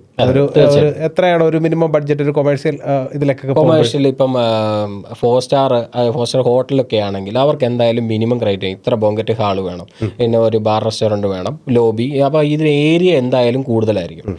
അപ്പം ഇപ്പം നമുക്ക് റീസെൻ്റ് ആയിട്ട് ഒരു പ്രോജക്റ്റ് നടക്കുന്നത്, ചങ്ങനാശ്ശേരിയിൽ ഒരു പ്രോജക്റ്റ് നടക്കുന്നുണ്ട്. അറൗണ്ട് ഒരു 35,000 സ്ക്വയർ ഫീറ്റ് ആണ് നടക്കുന്നത്. അപ്പോൾ ഇതിന് നമ്മൾ റെക്കമെൻഡ് ചെയ്തിരിക്കുന്നത് ഏകദേശം ഒരു 150 സംതിങ് ടണ്ണാണ് കൊടുത്തിരിക്കുന്നത്. ആക്യുറേറ്റ്. അതിൻ്റെ ബഡ്ജറ്റ് എന്ന് പറയുന്നത് തന്നെ ഏകദേശം 89 lakhs ആണ്. അത്രയും വലിയ ബഡ്ജറ്റാണ് അത് പോകുന്നത്. അത്രേ ഉള്ളൂ. അത് 89 lakhs. അല്ല, ശരിക്കും ഇവർ ചെയ്യുന്നൊരു ജോലി ഈ പറഞ്ഞ ഇപ്പം 89 lakhs എന്ന് പറയുന്നത്, നിങ്ങളിപ്പോൾ കോൺട്രാക്ടിങ് ചെയ്യുന്നുണ്ട്, കൺസൾട്ടിങ് ചെയ്യുന്നുണ്ട്, അതായത് ഡിസൈൻ സൈഡ് കാര്യങ്ങളെല്ലാം. ഇപ്പം നിങ്ങളെ എന്തിന് ഇങ്ങനെ ഒരു കൺസൾട്ടൻ്റ് ആയിട്ട് ഒരു എ സിയുടെ കാര്യത്തിൽ വെക്കണം? അപ്പോൾ ബിൽഡിങ്ങിൽ എന്തിനൊരു കൺസൾട്ടൻ്റ് എന്നൊക്കെ ഉള്ളത് നമ്മൾ പലപ്പോഴും പല വീഡിയോസിൽ പറഞ്ഞിട്ടുണ്ട്. പക്ഷേ ഇത് നമ്മൾ കേട്ട് കേൾവിയില്ലാത്തൊരു സാധനമാണ്. ഒരു എ സിയിലെ ഒരു ഡക്റ്റ് സിസ്റ്റം ഫിക്സ് ചെയ്യാനായിട്ടൊരു കൺസൾട്ടൻ്റ് എന്ന് പറഞ്ഞിട്ട്. ഇപ്പോൾ എന്നെ സംബന്ധിച്ചിടത്തോളം ഇപ്പോൾ അടുത്ത 2 വർഷം മുന്നേ നമ്മുടെ അവിടെ ഒരു മസ്ജിദ് ഉണ്ടായിരുന്നു, ആലംകോട് എന്ന് പറഞ്ഞിട്ട് വലിയൊരു പള്ളിയാണ്. അവർക്കൊരു സെൻട്രൽ എ സി സിസ്റ്റം വേണം എന്ന് പറഞ്ഞു. കുറച്ച് ടീമിൻ്റെ നിന്ന് കോട്ട് എടുത്തു. അതിൽ നിന്ന് ഏറ്റവും കുറഞ്ഞ റേറ്റിലുള്ള ഒരു കോട്ട്, അല്ലെങ്കിൽ ഒരു മീഡിയം റേഞ്ചിലേക്കുള്ള ഒരു കോട്ടിലേക്ക് പോയിട്ട് അവിടെ മിസ്തുബിഷിയുടെ മെഷീനാണ് വെച്ചിരിക്കുന്നത്. അതിനപ്പുറം ആർക്കും ഒന്നും അറിയില്ല എന്താണ് ഇവിടെ സംഭവിക്കുന്നതെന്നും എന്താണ് ശരിക്കും നിങ്ങളുടെ ഒരു റോൾ ഇതിനകത്ത്. ശരിക്കും ഈ HVAC കൺസൾട്ടൻ്റ് അല്ലെ ഈ എയർ കണ്ടീഷനിങ് കൺസൾട്ടൻ്റ് എന്ന് പറയുന്നത് എന്താ പറയുക, നമ്മൾ കൊടുക്കുന്ന ഒരു രീതി എന്ന് പറയുന്നത് നമ്മുടെ കമ്പനിയുടെ പ്രൊസീജിയർ പറയാം. തുടക്കത്തിൽ നമ്മൾ ആദ്യം ഒരു ക്ലയൻറ്റ് ഞങ്ങളെ സമീപിച്ചു കഴിഞ്ഞാൽ ഞങ്ങൾ അവരുടെ റിക്വയർമെൻറ്റ് ചെക്ക് ചെയ്യും. അത് ആദ്യമേ പോയിട്ട് ആ ബിൽഡിങ്ങിൻ്റെ സ്ക്വയർ ഫീറ്റ് ഏരിയ അല്ലെ അവിടെ എന്ത് ആക്ടിവിറ്റി നടക്കുന്നു, ഇങ്ങനെയുള്ള കുറച്ച് സ്റ്റെപ്സ് ഉണ്ട്. ഇത് ആദ്യമേ ചെക്ക് ചെയ്ത് കഴിഞ്ഞിട്ട് ഞങ്ങൾ ഹീറ്റ് ലോഡ് ചെയ്യുക എന്ന് പറയും. ഹീറ്റ് ലോഡ് ചെയ്യുക എന്ന് പറഞ്ഞാൽ നമുക്ക് കുറേയധികം സോഫ്റ്റ്വെയർസ് ഇന്ന് അവൈലബിൾ ആണ്. എങ്കിലും കരിയർ എന്ന് പറയുന്ന എയർ കണ്ടീഷനിങ് ബ്രാൻഡ്, അവരാണ് AC കണ്ടുപിടിച്ചത്. അപ്പോൾ ഈ കണ്ടുപിടിച്ച കമ്പനി ഇറക്കിയിട്ടുള്ള ഒരു പ്രൊഡക്റ്റാണ്, ഈ സോഫ്റ്റ്വെയർ ആണ് ഈ പറയുന്ന HAP എന്ന് പറയും, അവർലി അനാലിസിസ് പ്രോഗ്രാം. ഇതാണ് ഈ പറയുന്ന സോഫ്റ്റ്വെയറിൻ്റെ പേര്. ഇതിലൊരു 25 സ്റ്റെപ്സോളം ഉണ്ട്. അപ്പോൾ ഇതിൽ ഡീറ്റെയിൽ ആയിട്ട് ബിൽഡിങ്ങിൻ്റെ ഓറിയൻറ്റേഷൻ, എങ്ങോട്ട് ബിൽഡിംഗ് ഫേസ് ചെയ്യുന്നു, പിന്നെ അതുപോലെ അവിടുത്തെ ആക്ടിവിറ്റി എന്താണ്, പിന്നെ സ്ക്വയർ ഫീറ്റ് ഏരിയ എന്താണ്, ഇലക്ട്രിക്കൽ ലോഡ് എന്താണ്, പിന്നെ അതിൻ്റെ സീലിങ്ങിൻ്റെ ഹൈറ്റ്, വിൻഡോയുടെ ഹൈറ്റ്, ഇങ്ങനെയുള്ള ഒരുപാട് കാര്യങ്ങൾ കൂടി ചേർന്നിട്ട് നമ്മൾ ഇതിൻ്റെ ലോഡ് കാൽക്കുലേഷൻ ചെയ്യാന്ന് പറയും. ലോഡ് കാൽക്കുലേഷൻ ചെയ്ത് കഴിയുമ്പോൾ ആക്യുറേറ്റ് ടണ്ണേജ് കിട്ടും. ഈ ആക്യുറേറ്റ് ടണ്ണേജ് കിട്ടിയാൽ നമ്മൾ ഓരോ റൂമിനും സ്പ്ലിറ്റപ്പ് കൊടുക്കും. മോസ്റ്റ്ലി നമ്മളിപ്പോൾ കൊട്ടേഷൻ ഇൻവൈറ്റ് ചെയ്യാൻ നേരം അവർ വന്ന് പറയണം, ഓക്കെ ഇതിനിപ്പം നമുക്കൊരു 143 ടൺ വേണം, അല്ല ഒരു 146 ടൺ വേണം. ഇത്രയും പറഞ്ഞാൽ എവിടെ എത്ര ടണ്ണെന്ന് ആരും പറയത്തില്ല. അതിനിപ്പം നമുക്ക് കോൺട്രാക്ടറെ കുറ്റം പറയാൻ പറ്റത്തില്ല.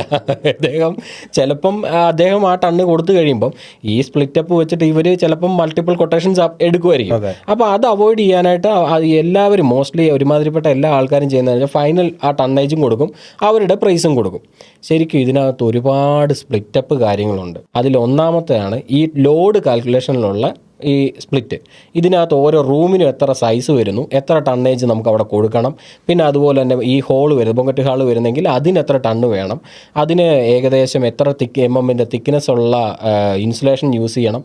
ഈ 4 സ്റ്റാർ കാറ്റഗറിയും 5 സ്റ്റാർ കാറ്റഗറിയും ഇപ്പം ആൾക്കാർ ആദ്യമേ തുടക്കം എടുക്കുന്ന 4 സ്റ്റാർ ആയിരിക്കും, പിന്നീട് അവർക്ക് ചിലപ്പോൾ 5 സ്റ്റാറിലേക്ക് അപ്ഗ്രഡേഷൻ കൊടുക്കേണ്ടി വരും. ആ കൊടുക്കുന്ന സമയത്ത് ഇതിനൊക്കെ ഓരോ നോയ്സ് ലെവലുണ്ട്. ഇത്ര ഡെസിബലേ പറ്റൂ എന്നുണ്ട്. ആദ്യമേ തുടങ്ങുന്ന സമയത്തെ ഇത് ചെയ്തില്ല എന്നുണ്ടെങ്കിൽ പിന്നീട് ഒന്നും ചെയ്യാൻ പറ്റത്തില്ല. അത് മുഴുവൻ പൊളിച്ച് കളഞ്ഞിട്ട് അവിടെ ഇൻസുലേഷൻ ഈ അക്വസ്റ്റിക്സ് കൊടുത്ത് ആ നോയ്സ് ലെവൽ താത്തി വീണ്ടും അപ്ലൈ ചെയ്യുക എന്നുള്ളതേ ഉള്ളൂ. ഫാൻ നോയ്സ് ആണോ അതോ മെഷീൻ നോയ്സ് ആണോ? ഇത് ആ മെഷീൻ്റെ നോയ്സ് ആണ്. മെഷീൻ മീൻസ് ഇൻഡോർ യൂണിറ്റിന്റെ നോയ്സ് ആണ്. ആ ഒരു എയർ ഫ്ലോ വരുമ്പോഴത്തേക്കും അതിനകത്ത് ഉണ്ടാകുന്നത് ഇത് കോമൺ ആണ്. അത് നമുക്ക് കുറയ്ക്കാനുള്ള മറ്റു പല വഴികളും ഉണ്ട്. അപ്പോൾ ഈ സ്പ്ലിറ്റപ്പ് കൊടുത്തു കഴിഞ്ഞതിന് ശേഷം നമ്മൾ പിന്നെ പറയുന്ന ടെൻഡർ ഡോക്യുമെന്റ് എന്ന് പറയും. ഈ ടെൻഡർ ഡോക്യുമെന്റിനകത്ത് ഡീറ്റെയിൽ ആയിട്ട് കാര്യങ്ങളുണ്ടാവും. ഏതൊക്കെ ബ്രാൻഡ് യൂസ് ചെയ്യാം. ഞങ്ങൾ എല്ലാ ബ്രാൻഡും എല്ലാ സ്ഥലത്തും റെക്കമെൻഡ് ചെയ്യാറില്ല. അങ്ങനെ ചെയ്യാൻ പറ്റില്ല. അത് ഓരോ പർപ്പസാണ്. നമുക്കതിപ്പം മറ്റു ബ്രാൻഡുകളെ മോശം പറയാലോ, അവർ മോശം എന്നല്ല. ചില ആൾക്കാർ പറയൊക്കെ എനിക്ക് ചില റെസിഡൻഷ്യൽ ഏരിയയോട് അടുത്തിരിക്കുന്നതാണെങ്കിൽ ഇത്ര ഡെസിബലിന് മേളിൽ അവിടെ വരാൻ പറ്റില്ല. അങ്ങനെ വന്നു കഴിഞ്ഞാൽ ആ ചില ബ്രാൻഡുകൾ നമ്മൾ കട്ട് ചെയ്യും. അപ്പോൾ അത് ആദ്യമേ തന്നെ ചെക്ക് ചെയ്യും. അപ്പോൾ ആ കൊടുക്കേണ്ട ബ്രാൻഡുകൾ ഏതൊക്കെ, അതിനുശേഷം അതിനകത്ത് കൊടുക്കുന്ന ഇൻസുലേഷൻ്റെ തിക്നെസ് എത്ര, പിന്നെ അക്വസ്റ്റിക്സിന് തിക്നെസ് എത്ര ഉണ്ട്, എത്ര ഗേജിൻ്റെ ഈ പറയുന്ന ഷീറ്റ് യൂസ് ചെയ്യണം, പിന്നെ മെഷീൻ പ്ലേസ് ചെയ്യാൻ പലപ്പോഴും കണ്ടിട്ടുണ്ടാവും L ഷേപ്പിൽ സ്റ്റാൻഡ് അടിച്ച് നോക്കും പൊതുവെ. കാരണം കോസ്റ്റ് എഫക്റ്റീവ് അതാണ്. ആൾക്കാർ നോക്കുമ്പോൾ ഇപ്പോൾ കോൺട്രാക്ടറെ സംബന്ധിച്ച് കോസ്റ്റ് എഫക്റ്റീവായിട്ട് ആ കോട്ട് പിടിക്കുക എന്നുള്ളത്. അപ്പോൾ അദ്ദേഹം ചിലപ്പോൾ അങ്ങനെ ആയിരിക്കും വെക്കുന്നത്. അപ്പം നമ്മുടെ ടെൻഡർ ഡോക്യുമെൻ്റ് ക്യാറ്റ് വാക്ക് ഉണ്ടാവും. അതിന് എത്ര GIയുടെ ഷീറ്റ് ഈ പൈപ്പ് യൂസ് ചെയ്യണം, പിന്നെ അതുപോലെ എത്രയാണ് അതിൻ്റെ വിഡ്ത്ത്, കാര്യങ്ങൾ എല്ലാ കാര്യങ്ങളും അതിനകത്തുണ്ടാവും. അതിന് ശേഷം ഞങ്ങൾ തരുന്ന ടെൻഡർ ഡോക്യുമെൻറ്റിൽ ഒരു കാര്യം പോലും, അതായത് അത് ഞങ്ങളുടെ ഔട്ട് ഓഫ് സ്കോപ്പാണ്, അത് ഞങ്ങൾക്ക് ചെയ്യാൻ പറ്റത്തില്ല, നിങ്ങൾ രണ്ടാമത് പേ ചെയ്യണം എന്ന് പറയേണ്ട വരത്തില്ല. അതാണ് ഞങ്ങളുടെ ഗ്യാരണ്ടി. ഈ ടെൻഡർ ഡോക്യുമെന്റ് തന്നതിന് ശേഷം ഇവർ ടെൻഡർ ഇൻവൈറ്റ് ചെയ്യുന്നു. ടെൻഡർ ഇൻവൈറ്റ് ചെയ്യുമ്പോൾ ഇവർക്ക് ഫിൽട്രേഷൻ വളരെ ഈസിയാണ്. ആദ്യത്തെ കേസാണെങ്കിൽ ഓരോ വെണ്ടർമാരും അല്ലെ ഓരോ ഡീലറും ഓരോ മെഷീൻ വെച്ച് വരും. ഞാൻ ഉപയോഗിക്കുന്നത് ചിലപ്പോൾ 13 mm തിക്നെസ് ആയിരിക്കും, ഇദ്ദേഹം ഉപയോഗിക്കുന്നത് ചിലപ്പോൾ 9 mm തിക്നെസ് ആയിരിക്കും. പ്രൈസ് എന്തായാലും ഒബ്വിയസ്ലി എൻ്റെ കൂടുതലാണ്. അപ്പം ടെൻഡർ നമുക്ക് കറക്റ്റായിട്ട് കിട്ടത്തില്ല. അപ്പോൾ അതുപോലുള്ള പല ഫാക്ടേഴ്സ് വെച്ച് വരുമ്പോഴും പ്രശ്നം എന്താണെന്ന് വെച്ചാൽ ടെൻഡർ വേരിയബിൾ ആയിരിക്കും. നമ്മുടെ കേസ് ഞങ്ങൾ കൊടുക്കുന്ന ടെൻഡർ ഡോക്യുമെൻ്റ് പ്രകാരമാണ് ടെൻഡർ വരുന്നതെങ്കിൽ ഒരു പ്ലസ് ഓർ മൈനസ് ഒരു 50,000 അത് മെഷീൻ റേറ്റിലുണ്ടാകുന്ന വ്യത്യാസം മാത്രമേ വരത്തുള്ളൂ. പിന്നെ ഓരോ ചില ആൾക്കാർക്ക് സ്വന്തമായിട്ട് സ്റ്റാഫ് ഉണ്ടാവും, അവർ വലിയ പ്രൊജക്ട്സുകൾ ചെയ്യുന്നവരായിരിക്കും. അപ്പോൾ സ്വന്തം സ്റ്റാഫ് ഉള്ളവരാണെങ്കിൽ അവിടെ മറ്റേ ലേബറിൻ്റെ എമൗണ്ട് കുറയും. ചില ഔട്ട്സോഴ്സ് ചെയ്യുന്ന ആൾക്കാരുണ്ട്, ഔട്ട്സോഴ്സ് ചെയ്യുമ്പോൾ അവർ കോൺട്രാക്ട് കൊടുക്കുകയായിരിക്കും, അപ്പോൾ അവിടെ ലേബറിൻ്റെ എമൗണ്ട് കൂടും. അപ്പോൾ ഇതെല്ലാം വെച്ച് കാൽക്കുലേറ്റ് ചെയ്ത് ഇവർക്ക് ഈസി ആയിട്ട് ഫൈനലി ഫിൽട്ടർ ചെയ്യാൻ പറ്റും. ഈ ഫിൽട്ടർ ചെയ്തതിന് ശേഷം നമ്മൾ ഫൈനൽ നെഗോസിയേഷൻ അവരെ ഒന്നുകൂടെ വിളിക്കുമ്പോൾ നോർമലി സെയിൽസിൻ്റെ ആൾക്കാരുടെ ഒരു ടോക്ക് കണ്ടിട്ടായിരിക്കും നമ്മൾ പ്രൊജക്റ്റ് കൊടുക്കുന്നത്. ശരിക്കും ഒരു കാരണവശാലും അങ്ങനെ കൊടുക്കരുത്. ഞങ്ങൾ എപ്പോഴും പറയുന്ന ഒരു കാര്യം, അവരുടെ ടെക്നിക്കൽ നോളജും കൂടെ ചെയ്യണം. അപ്പം നമ്മളൊരു കൂടിയ ബ്രാൻഡിൻ്റെ ഒരു മെഷീൻ വാങ്ങി വെച്ചു. ഈ വാങ്ങി വെച്ച മെഷീൻ ഞാനിപ്പം ഒരു മിസ്തുബിഷി വാങ്ങിച്ചു, അല്ലെങ്കിൽ ഒരു തോഷിബ ഇമ്പോർട്ടഡ് ബ്രാൻഡ്, ഏറ്റവും നല്ലൊരു ബ്രാൻഡ് ഇതാണ് മാർക്കറ്റിൽ നിന്ന്. ഓരോ ആൾക്കാർക്കും ഓരോ രീതിയാണ്, നമ്മളൊരു ബ്രാൻഡിനെ മോശമാക്കി പറയുന്നതല്ല. അപ്പം ഓരോ ആൾക്കാർക്കും ഓരോ പെർസ്പെക്റ്റീവാണ്. അപ്പോൾ അവരവരുടെ അഭിപ്രായ പ്രകാരം അല്ലെങ്കിൽ സുഹൃത്തുക്കളോട് അഭിപ്രായം ചോദിക്കും. അവർ നല്ലൊരു ബ്രാൻഡ് വാങ്ങിച്ചു വെച്ചു എന്നതുകൊണ്ട് ഇത് തണുക്കണമെന്ന് ഒരു നിർബന്ധവുമില്ല. നിങ്ങൾക്ക് ഒരു വർഷം വരെയൊക്കെ ഒരു പരിധി വരെ ഒരു കൂളിംഗ് കിട്ടും, ഇല്ലയെന്ന് നമുക്ക് പറയാൻ പറ്റില്ല. എങ്കിലും ഇതിൻ്റെ ഒരു പ്രശ്നം എന്താണെന്ന് വെച്ചാൽ സഫീഷ്യൻറ്റ് കൂളിംഗ് കിട്ടത്തില്ല. അതെ, ഒരു കാര്യം ചോദിക്കട്ടെ, നമ്മൾ പലപ്പോഴും ഈ മാളുകളിലൊക്കെ പോകും, അല്ലെങ്കിൽ ചില ടെക്സ്റ്റൈൽസുകൾ ഇപ്പോൾ അങ്ങനെയാണല്ലോ, മിക്കവാറും എല്ലാം സെൻട്രലൈസ് ചെയ്തിട്ടുണ്ട്. ഇപ്പോൾ പഴയതുപോലെ ഈ ഡക്റ്റിംഗ് സിസ്റ്റത്തിനകത്ത് തന്നെ മാറ്റം വന്നിട്ടുണ്ട്. നേരത്തെയൊക്കെ ആണെങ്കിൽ ഫുള്ള് ജിപ്സം സീലിംഗ് ചെയ്തിട്ട് ഇതിൻ്റെ ജസ്റ്റ് ഒരു ഓപ്പൺ മാത്രമേ കാണുള്ളൂ. ഇപ്പോൾ ആ രീതിയല്ല. ഉദാഹരണം, ഞങ്ങൾ നിങ്ങളെ രാവിലെ കണ്ടപ്പോൾ സംസാരിച്ചിരുന്നു, ഇപ്പോൾ സ്റ്റുഡിയോ പോലുള്ള അല്ലെങ്കിൽ മാക്സ്, ട്രെൻഡ്സ്, അവിടെയൊക്കെ പോകുമ്പോൾ വേറൊരു രസമായിട്ടാണ് ആ സാധനം ചെയ്തിരിക്കുന്നത്. അതിൽ തന്നെ ഒരു കാര്യം കൂടി, നമ്മൾ പലപ്പോഴും ചില ഷോപ്പുകളിൽ പോകുമ്പോൾ നമുക്ക് ഇതിനകത്ത് നിൽക്കാൻ പറ്റില്ല, ഡയറക്റ്റ് ഭയങ്കരമായിട്ട് തണുപ്പടിക്കും. അല്ലെങ്കിൽ ചില ഏരിയയിൽ പോകുമ്പോഴത്തേക്ക് നമ്മൾ വിചാരിച്ചൊരു കൂളിംഗ് കിട്ടത്തില്ല. ഇനി ഉദാഹരണത്തിന് പറഞ്ഞപ്പോൾ നമ്മൾ ഇപ്പോൾ ലുലു മാളിലൊക്കെ കയറി കഴിഞ്ഞാൽ നമുക്ക് അവിടെ AC വർക്കാണ് നമുക്ക് അറിയാൻ പറ്റില്ല. ശ്രദ്ധിച്ചിട്ടില്ലേ? പലപ്പോഴും ഒരു നൈസായിട്ടുള്ള ഒരു കൂളിംഗ് ആയിരിക്കും. പക്ഷേ ചില ഷോപ്പുകളിൽ പോയി കഴിഞ്ഞാൽ നമുക്ക് അവിടെ നിന്ന് നമ്മളൊന്ന് മാറി നിൽക്കേണ്ടി വരും, അതായത് ഡയറക്റ്റ് നമുക്ക് തണുപ്പടിക്കും. അതെന്താണ് അങ്ങനെ വരുന്നത്? അത് പൊതുവേ കണ്ടുവരുന്ന ഒരു കാര്യം എന്താണെന്ന് വെച്ചാൽ, ഡയറക്റ്റ് തണുപ്പടിക്കുക, അത് ആ എയർ ഫ്ലോ കറക്റ്റ് ആകാത്തതുകൊണ്ടാണ്. അതുകൊണ്ടാണ് ഞാൻ നേരത്തെ പറഞ്ഞത്, നോർമലി നമ്മൾ മെഷീൻ വാങ്ങി വെച്ചത് കൊണ്ട് മാത്രം കാര്യങ്ങൾ തികയുന്നില്ല. ഇപ്പോൾ നല്ല ബ്രാൻഡ് വാങ്ങിച്ചു വെച്ചാൽ ഒരു 40% ഞങ്ങൾ പറയത്തുള്ളൂ, റിമൈനിങ് 60% അതിനകത്ത് ഡിസൈൻ ചെയ്യുന്ന ആളുടെ കഴിവ് തന്നെയാണ്. നല്ല രീതിയിൽ വർക്ക് ചെയ്യുന്ന ആൾക്കാരും ഉണ്ട്, ഇല്ല എന്ന് നമുക്ക് പറയാൻ പറ്റില്ല, ജനറലൈസ് ചെയ്ത് ഒന്നും പറയാൻ പറ്റില്ല. എങ്കിലും ഈ ഒരു ഡിസൈനിങ് മോശമായാൽ എൻ്റെ സിസ്റ്റം പോവും. കാരണം അത് ആൾക്കാർക്ക് അറിയില്ല. ഇത് ശരിക്കും നോർമലി ആൾക്കാർ ചിന്തിക്കുന്നത്, ഓക്കെ സ്വിച്ച് ഇട്ടു കൂളിംഗ് വന്നു കുഴപ്പമില്ല, ഇതാണ് ആൾക്കാർ ചെയ്യുന്നത്. ഇപ്പം സാധാരണ നമ്മൾ ചെയ്യുമ്പോഴത്തേക്കിനും ഇപ്പോൾ 11 ടണ്ണിൻ്റെ ഒരു മെഷീൻ കൊടുത്തു. ഈ 11 ടണ്ണിൻ്റെ മെഷീനിൽ ഓരോ കോളർ എന്ന് പറയും, ഈ ഓരോ ഓപ്പണിങ്ങിന് ഓരോ കോളർ എന്നാണ് പറയുക. ഓരോ കോളറിലും എത്ര ടണ്ണ് വീതം വരണം നമുക്ക് കാൽക്കുലേറ്റ് ചെയ്യാൻ പറ്റും. അങ്ങനെ ഡിസ്ട്രിബ്യൂട്ട് ചെയ്യണം, ഈക്വൽ ഡിസ്ട്രിബ്യൂഷൻ ചെയ്തെങ്കിൽ മാത്രമേ ഈ നേരത്തെ പറഞ്ഞു ലുലുവിൽ വരുന്ന ആ ഒരു നല്ല കൂളിംഗ് കിട്ടുന്നു എന്ന് പറയാം. അതായത് വളരെ കാമായ ഒരു കൂളിംഗ് കിട്ടുന്നു, കംഫർട്ട് ലെവൽ നമ്മൾ അങ്ങനെ തന്നെ പറയാം. ആ ഒരു സുഖം കിട്ടണമെങ്കിൽ ഈ ഒരു രീതിയിൽ ഡിസൈൻ ചെയ്യണം. ആ ഡിസൈനിങ് വളരെയധികം ഇമ്പോർട്ടൻ്റ് ആണ്. ഇപ്പോൾ ഈ എന്താ പറയുക, ഒരുമാതിരിപ്പെട്ട ആൾക്കാർ ടെസ്റ്റിംഗ് ആൻഡ് എയർ ബാലൻസിങ് എന്ന് പറയുന്നത്, നമ്മൾ എയർ ബാലൻസിങ് ചെയ്യുന്ന ഓരോ കോളറിലും എത്ര ടണ്ണ് വേണം എന്നുള്ള ഒരു കാൽക്കുലേഷൻ, ആ കാൽക്കുലേഷൻ വളരെ ആക്യുറേറ്റ് ആയിരിക്കണം. പിന്നെ എയർ പോകുന്നത്, ഇതൊരു നമുക്ക് വിസിബിൾ ആയ ഒരു സാധനം അല്ല എയർ എന്ന് പറയുന്നത്, നമുക്കൊരു നോയ്സ് മാത്രമേ കേൾക്കാൻ പറ്റത്തുള്ളൂ. അപ്പോൾ ഇതൊരു കാൽക്കുലേറ്റഡ് ആയിട്ട് ആ ഡിസ്ട്രിബ്യൂഷൻ പ്രോപ്പർ ആവണം. ആ ഡിസ്ട്രിബ്യൂഷൻ പ്രോപ്പർ ആയെങ്കിൽ മാത്രമേ ഇരിക്കുന്ന ആളുടെ ദേഹത്തേക്കോ അല്ലെ ബോഡിയിലേക്കോ ഒന്നും വരാതെ വളരെ ഇതായിട്ട് ഡിസ്ട്രിബ്യൂട്ട് ചെയ്യാൻ പറ്റത്തുള്ളൂ. അതാ ഡിസൈനിങ് ഒരു കേസ് കൂടെ ആഡ് ചെയ്യാനുള്ളത്, ലുലുവിൽ പോകുമ്പോൾ നമുക്ക് ആ ഒരു ഡിസ്കംഫോർട്ട് ഫീൽ ചെയ്യുന്നില്ല എന്ന് പറഞ്ഞാൽ അത് ഇന്റർനാഷണൽ സ്റ്റാൻഡേർഡിൽ ചെയ്ത ഒരു വളരെ ഇമ്പോർട്ടൻ്റ് ആണ്. ഡിസൈനിങ്ങിന്റെ മികവ് തന്നെയാണ്.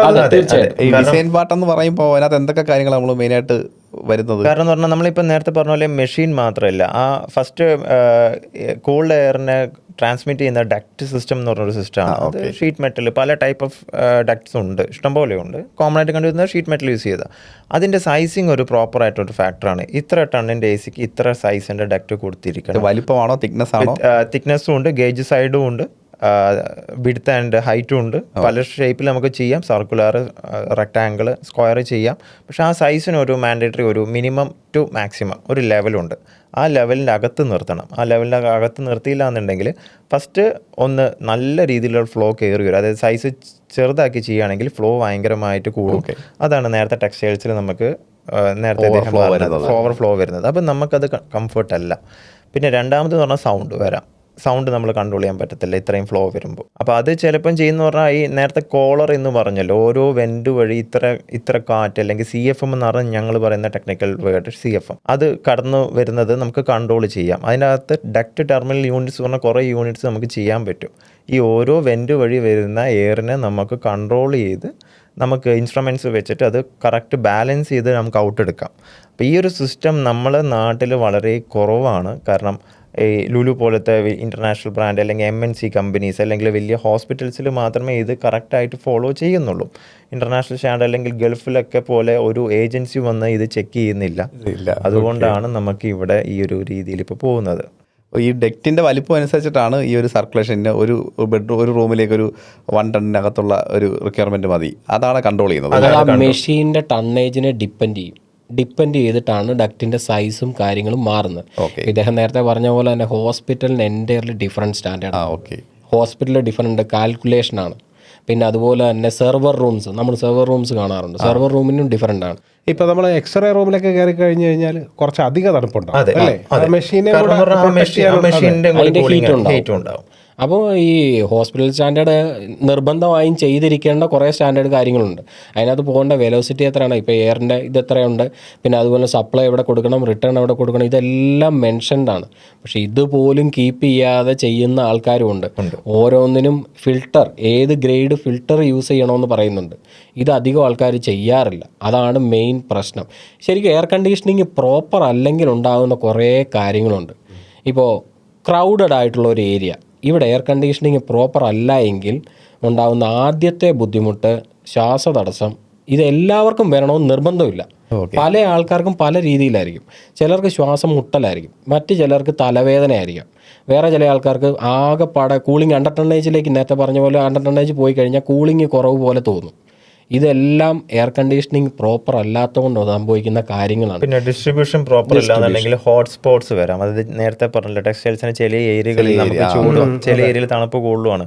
അത് പ്രോപ്പർ ആയിട്ടുള്ള ഡിസ്ട്രിബ്യൂഷൻ കിട്ടാത്തതുകൊണ്ടാണ് കൂൾ സ്പോട്ടും ഹോട്ട് സ്പോട്ടും. നമ്മുടെ ചിന്ത ഇത് തണുപ്പല്ലേ, ഇതിൽ നിന്ന് വരുന്നതാണ്, ഇത് കവറാവും, അങ്ങനെ ഒരു ചിന്തയാണത്. പക്ഷെ നമുക്ക് ആ ഒരു കൂളിംഗ് കിട്ടാത്ത എന്തുകൊണ്ടാന്ന് വെച്ചാൽ ലൈറ്റിംഗ് ഇവിടെ വരുന്നുണ്ട്.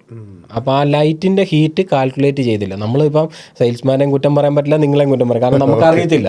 എല്ലാവർക്കും എല്ലാ കാര്യങ്ങളും അറിയത്തില്ല. അതെല്ലാവരും എൻ്റെ അങ്ങനെ തന്നെയാണല്ലോ. ഇപ്പം എന്നെ സംബന്ധിച്ച് എന്നോട് ഇപ്പോൾ ഫയർ ഫൈറ്റിങ്ങിന് എന്തെങ്കിലും ചോദിച്ചാൽ എനിക്കറിയാൻ പാടില്ല. അപ്പോൾ സ്പെഷ്യലൈസ് ചെയ്തിരിക്കുന്ന ആൾക്കാരുടെ ഒരു എക്സ്പെർട്ട് ഒപ്പീനിയൻ എപ്പോഴും എടുക്കുന്നത് എല്ലാവർക്കും നല്ലതാണ്.